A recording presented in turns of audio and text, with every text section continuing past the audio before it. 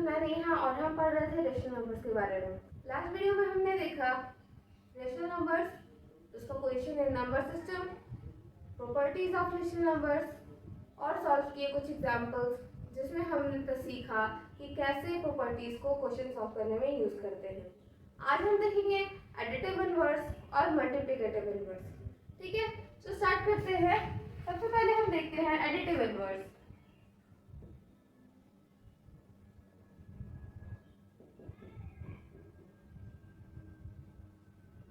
Additive inverse देखने से पहले हम बात करते हैं role of zero in addition. ठीक है, सो लेट्स से हमारे पास एक नंबर है a। ठीक है, हमने क्या किया, इसमें जीरो ऐड किया तो क्या मिला हमें, a plus zero is equal to a। फिर हमने जीरो लिया, इसमें इसी नंबर a को ऐड किया, क्या मिला हमें, a मिला। अब से कोई कहे कि आप a को डिफाइन करो तो आप कैसे कहोगे, तो आप कहोगे कि जीरो में जो नंबर ऐड करने पे हमें a मिले उसी नंबर को हम a कहते हैं। ठीक है, सो जीरो यहाँ पर जो है ये क्या काम कर रहा है, ये काम कर रहा है role of identity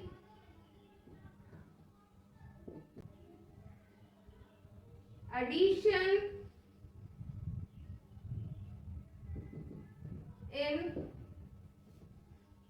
rational numbers। ठीक है, क्या काम कर रहा है जीरो, ये आइडेंटिटी है, zero is the identity for addition in rational numbers. ठीक है, जीरो का क्या रोल है, रोल ऑफ आइडेंटिटी है, क्या है, एडिशन इन रैशनल नंबर्स में। ठीक है, आप एग्जाम्पल में चाहो तो ले सकते हो, 5 plus 0 is equal to 5, 0 plus 5 is equal to 5, 7 plus 0 is equal to 7, 0 plus 7 is equal to 7। कहीं भी आप कोई भी नंबर जीरो में ऐड करो आपको वही नंबर मिल जाएगा। इसी को हम डिफाइन कर रहे हैं as role of identity for addition in rational numbers. ठीक है, अब हम देखते हैं a plus b is equal to 0। ठीक है, ये एक इक्वेशन है। आप देखो इसमें एक में हमने कोई नंबर ऐड किया जिससे जीरो मिले हमें। ठीक है, a में कोई नंबर ऐड किया जो जीरो दे रहा है। ठीक है, कोई ना कोई नंबर जैसा होगा जिसमें आप a को ऐड करोगे तो ये नंबर मिलेगा। ठीक है, अब हम देखते हैं ये b का वैल्यू क्या आता है, हम इसको ट्रांसपोज कर देंगे इस तरफ। ठीक है, तो यहाँ चला जाएगा माइनस में a, ये आपने ट्रांसपोजिशन मेथड आपने पढ़ा होगा क्लास 6 में। ठीक है, अगर नहीं पढ़ा है तो हम नेक्स्ट चैप्टर में फिर वही पढ़ेंगे। सो b में क्या है, b का आंसर क्या हो गया, 0 माइनस a। अब 0 में से आप कुछ भी घटाओ तो भी वही आता है, तो यहाँ आंसर हो जाएगा क्या, माइनस ऑफ a।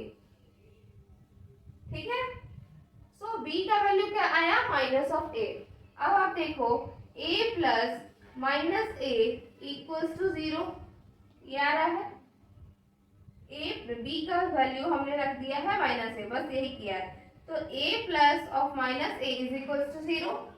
यहाँ पर आप देखो तो माइनस a जो है ये एडिटिव इनवर्स है a का, या और a जो है ये एडिटिव इनवर्स है माइनस a का। इसे हम कहते हैं नेगेटिव ऑफ अ नंबर। ठीक है, नेगेटिव ऑफ अ नंबर, या फिर हम कहते हैं एडिटिव इनवर्स।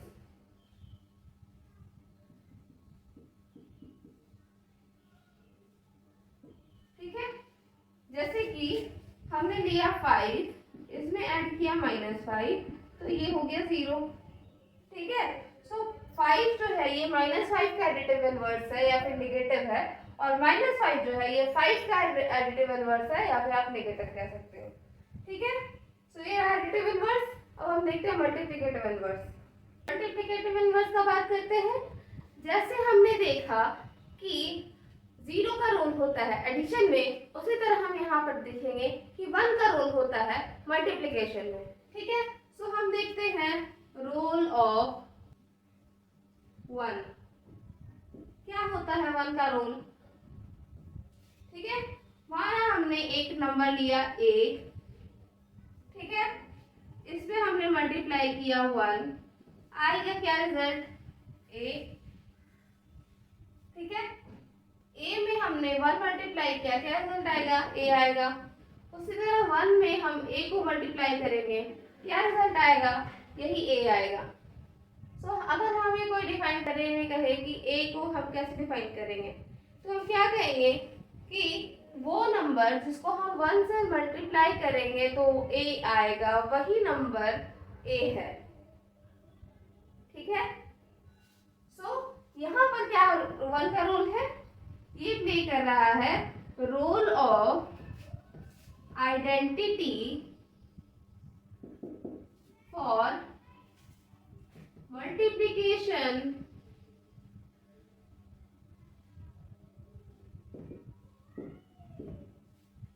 इन रैशनल नंबर्स, ठीक है। आप देख सकते हैं कोई भी example, 5 multiply by 1 is equal to 5, 1 multiply by 5 is equal to 5, 10 multiply by 1 is equal to 10, 1 multiply by 10 is equal to 10। कहीं भी आप 1 को जिस भी नंबर से मल्टीप्लाई करो, आंसर आपका वही नंबर आता है, ठीक है। अब हम देखते हैं मल्टीप्लिकेटिव इनवर्स, ठीक है। मान लिया कोई दो नंबर है, a है और b है, तो कोई ना कोई b का ऐसा वैल्यू होगा जिसमें a को b से मल्टीप्लाई करने पर यहाँ पर आएगा 1, ठीक है। a को हम b से मल्टीप्लाई करेंगे तो आएगा 1, ठीक है। अब हम b का इस वैल्यू निकाले तो फिर वही a को ट्रांसपोज करके इधर ले जाते हैं तो क्या होगा, b is equal to 1 divided by a, यानी कि b is equal to 1 by a। तो इसका क्या मतलब हो गया, इसका मतलब हो गया a multiply by 1 by a equals to 1, ठीक है। a को जब हम 1 बाई a से मल्टीप्लाई करेंगे तो आंसर क्या आएगा 1। यहाँ पर आप देख सकते हो 1 बाई a जो है ये इसका मल्टीप्लिकेटिव इनवर्स है या फिर रेसिप्रोकल है, कह सकते हो आप। ये a जो है ये इसके लिए मल्टीप्लिकेटिव इनवर्स या फिर आप रेसिप्रोकल कह सकते हो, ठीक है। तो ये क्या हो गया 1 बाई a, इसे हम कहेंगे रेसिप्रोकल या फिर मल्टीप्लिकेटिव इनवर्स।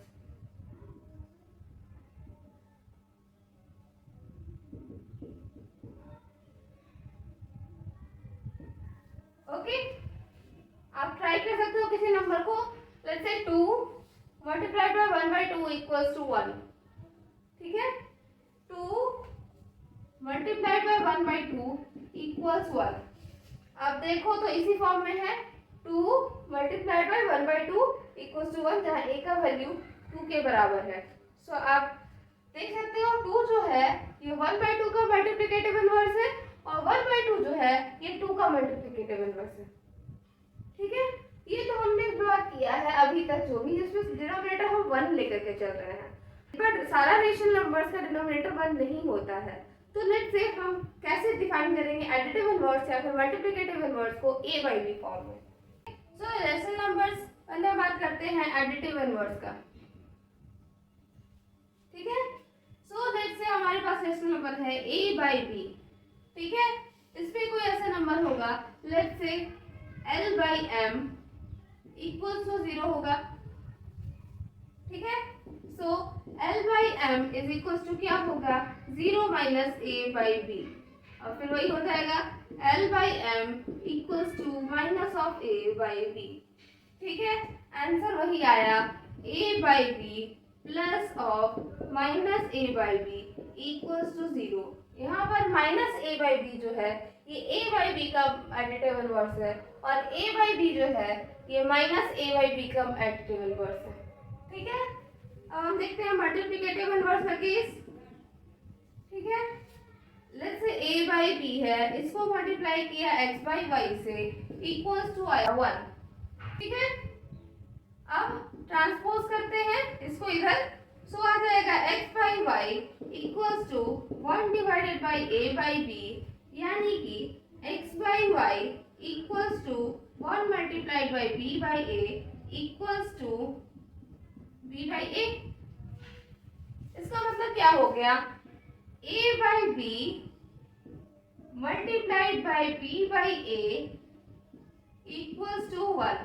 ठीक है, यहाँ पर b बाई a जो है ये a बाई b का मल्टीप्लिकेटिव इनवर्स है और a बाई b जो है ये b बाई a का मल्टीप्लिकेटिव इनवर्स है। ठीक है, अब हम देखते हैं कुछ एग्जांपल्स। हम लेते हैं एक एग्जांपल। लेट्स से हमने लिया 21 बाई 112। ठीक है, इसका हम निकालते हैं एडिटिव इनवर्स भी और मल्टीप्लिकेटिव इनवर्स भी। तो सबसे पहले हम निकालते हैं एडिटिव इनवर्स। ठीक है, क्या करेंगे हम? लेट्स से एक नंबर है x बाई वाई। ठीक है, या फिर आप सिर्फ a भी मान सकते हो। ठीक है, तो लेट्स से एक नंबर है a 21 by 112 plus of a is equal to क्या होगा? 0। ठीक है, अब हम क्या करेंगे? वही इसको उधर ट्रांसपोज करेंगे तो ये हो जाएगा a is equal to 0 minus 21 by 112 and that will be equals to minus of 21 by 112। Okay, अब हम देखते हैं इसका मल्टीप्लिकेटिव इनवर्स। ठीक है, लेट्स से हमने एक नंबर लिया x, so 21 by 112 multiplied by x equals to 1 हो जाएगा। ठीक है, अब वही इसको इधर ट्रांसपोज करेंगे तो क्या होगा?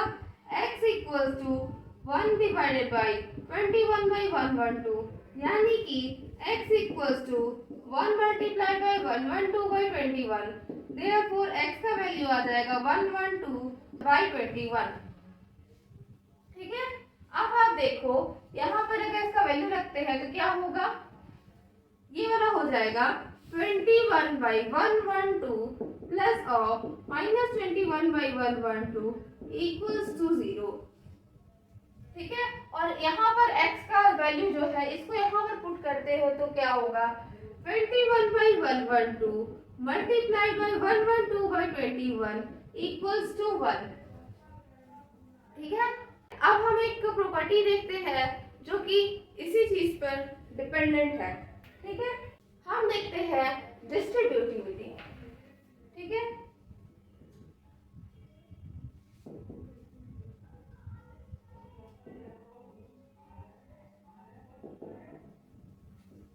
ठीक है, लेट्स से हमने एक नंबर लिया a multiplied by b plus c। ठीक है, आप इसको कैसे बनाओगे?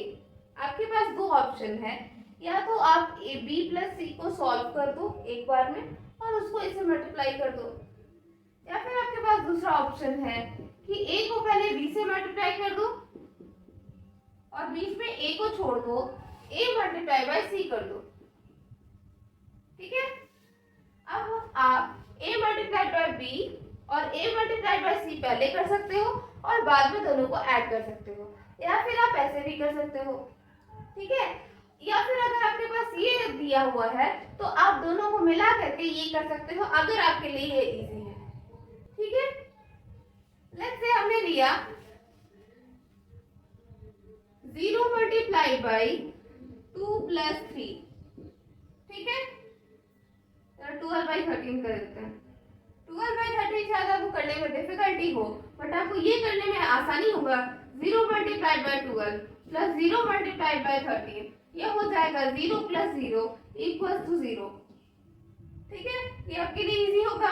rather than this 12 plus 13 is equal to 25 multiplied by 0। अगर आपका कैलकुलेशन सही है तो फिर आप कर सकते हो, बट ये इजी वे आउट होगा। ठीक है, वही अगर हम दूसरा कंडीशन देखें, लेट्स से हम कर रहे हैं 2 multiplied by 4 plus 2 multiplied by 6। अब ये वाला मल्टीप्लाई करना ज्यादा मुश्किल हो जाएगा इन कंपैरिजन टू ये वाला 2 मल्टीप्लाइड बाई 4 प्लस 6। 4 प्लस 6 हो जाएगा 10, ये हो जाएगा 2 इंटू 10 और आंसर हो जाएगा आपका 20। ठीक है, so this one is easy rather than 8 plus 12 is equals to 20। ठीक है, सो डिस्ट्रीब्यूटिविटी को हम यूज करेंगे डिपेंडिंग ऑन आवर कंडीशन कि कौन सा हमारे लिए इजी है। ठीक है, इसको समझते हैं किसी क्वेश्चन से। मानते हैं हमारे पास 3 रेशनल नंबर्स है -3/4 2/3 एंड -5/6। हमें करना है ऑपरेशन -3/4 मल्टीप्लाइड बाय 2/3 प्लस -5/6। ठीक है, क्वेश्चन सही है। अब आपके पास दो ऑप्शन है कि पहले आप इसको ऐड कर लो और फिर बाद में मल्टीप्लाई कर लो, या फिर आपके पास दूसरा ऑप्शन है पहले आप इससे मल्टीप्लाई कर लो और बाद में लास्ट में ऐड कर लो। ठीक है, आप अपना देख लो कि आपको कौन सा इजी पड़ता है। ठीक है, हम दोनों तरह से सॉल्व करते हैं। ये हो जाएगा -3/4 मल्टीप्लाइड बाय, ये हो गया 6, ठीक है, 4 प्लस ऑफ -5, यानी कि हो जाएगा -3/4 मल्टीप्लाइड बाय 4 - 5 -1 -1/6। ठीक है, ये कैंसिल आउट हो गया 2 बार में, ये हो गया 1/8। ओके, दूसरे तरीके से देखते हैं।